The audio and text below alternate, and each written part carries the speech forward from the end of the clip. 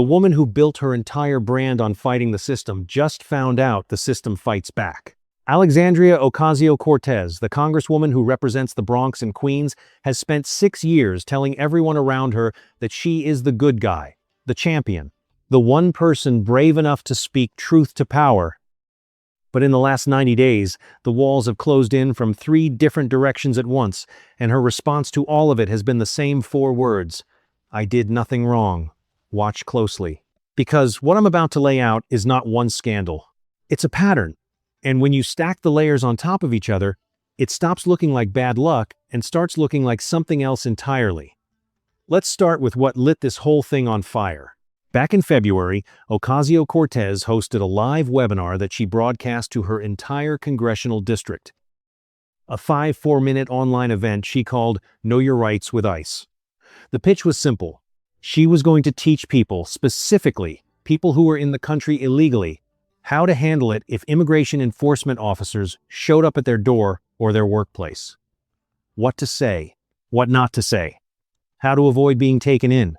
Now you might be asking, is that even legal?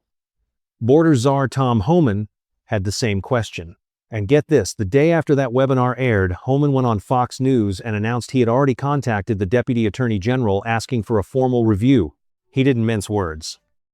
He said her webinar crossed a line, that teaching people how to avoid ICE arrest isn't a civics lesson, it's coaching people on how to commit a federal crime. Because there are statutes on the books.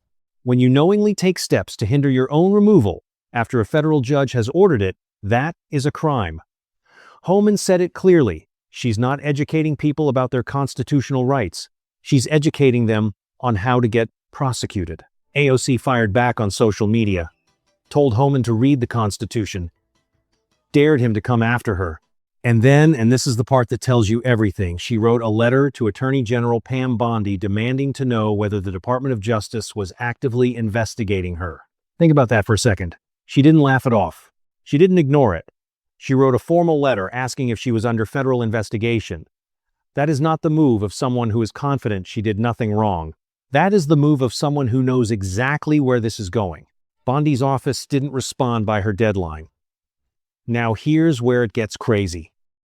Because while AOC was busy lecturing the country about constitutional rights, federal investigators were quietly pulling on a thread inside her own congressional office.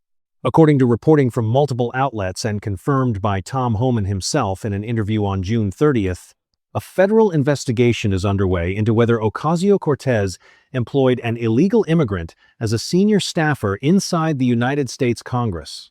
His name is Diego de la Vega. He served as Deputy Communications Director in her office.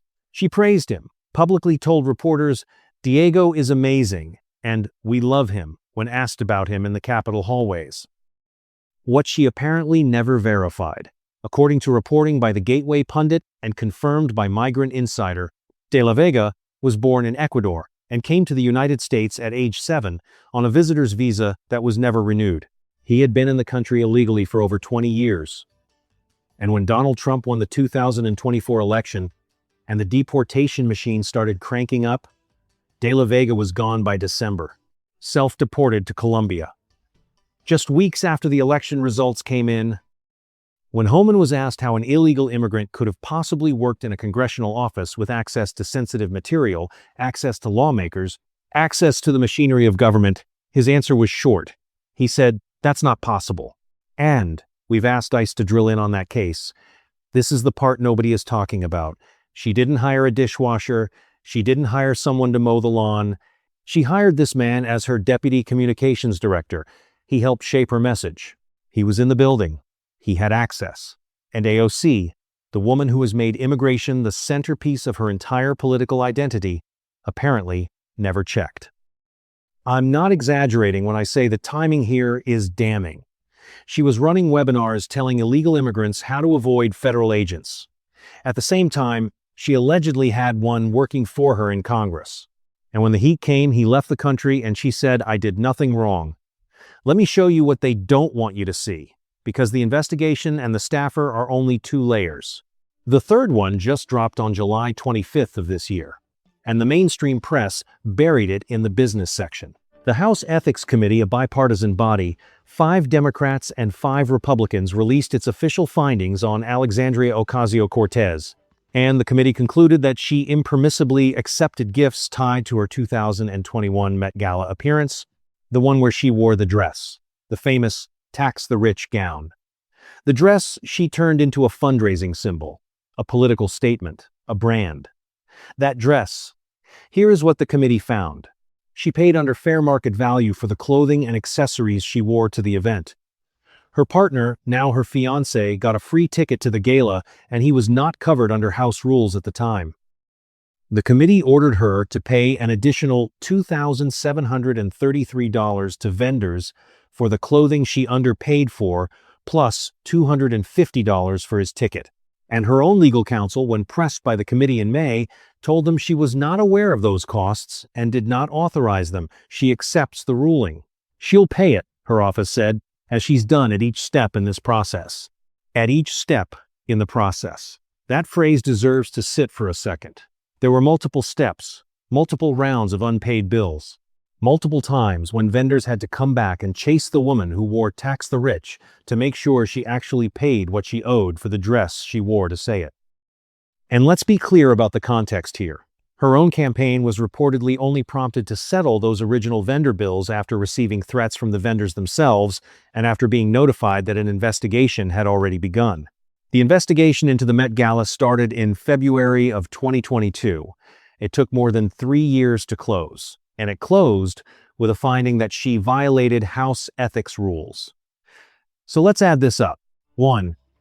A federal investigation into whether she ran webinars coaching people on how to evade federal immigration enforcement. 2. A federal investigation into whether she employed an illegal immigrant inside the United States Congress as a senior communications staffer, a staffer who fled the country the moment Trump won. 3. A bipartisan House Ethics Committee finding that she violated gift rules tied to her most famous public moment. 3 separate investigations, 3 separate findings or active probes, and the same answer every single time: I did nothing wrong.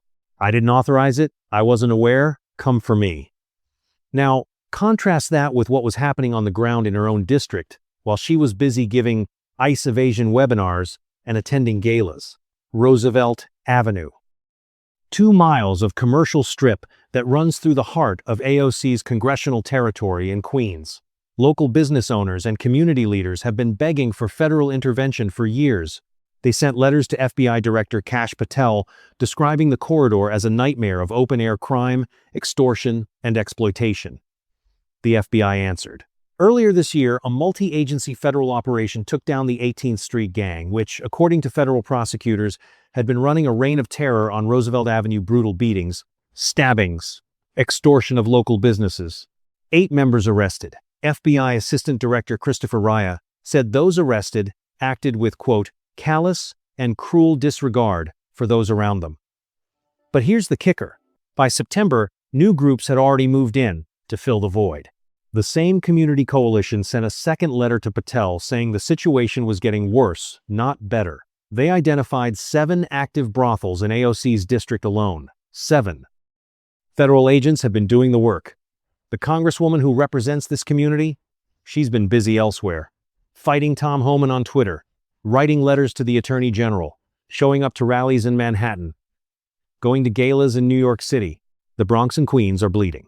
And the woman they sent to Washington to fix it spent 6 years making it worse by blocking enforcement at every turn and then turning around and saying, I did nothing wrong. That is the story here. Not one scandal. A pattern. A politician who made a career out of demanding accountability from everyone else while systematically avoiding it herself. Who dressed up accountability as a fashion statement and then didn't pay her bills. Who ran a Know Your Rights campaign for people evading federal law and reportedly had one of those people on her own congressional payroll. 3 investigations. 1 answer, and a district that has been paying the price for years. Here is what I want you to sit with. If you or I ran a business and hired someone who turned out to have been in the country illegally for 22 years, we would be investigated. If you or I stiffed vendors and got caught by an ethics board, there would be consequences. If you or I coached people on how to avoid federal law enforcement and a federal official confirmed an investigation was underway, We would not be holding press conferences about our constitutional rights. We would be calling a lawyer. But there are two sets of rules in this country. One for the people who write the speeches, one for everyone else. And the men and women in the Bronx and Queens who are living with the consequences of these policies don't get to say, "I did nothing wrong." They just live with it. If you want to keep seeing the stories the mainstream press refuses to touch, subscribe. New investigations every other day. And the next one is going to be bigger than this. The pattern doesn't lie, even when the politician does.